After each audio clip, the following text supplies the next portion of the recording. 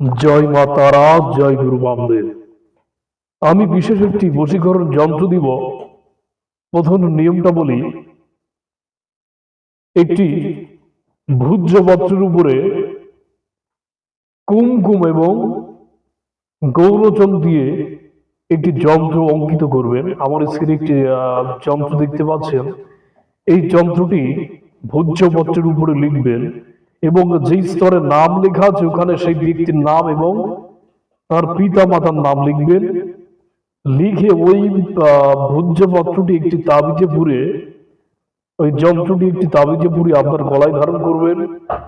যার জন্য এই ক্রিয়াটি করলেন তার সামনে যাওয়ার সঙ্গে সঙ্গে সে আপনার প্রতি আকৃষ্ট হবে এবং সে আপনার প্রতি মোহিত হবে। খুবই প্রভাবশালী জিনিস, প্রয়োগ করুন, যথাযথ ফল পাবেন। জয় মা তারা, জয় গুরু বামদেব।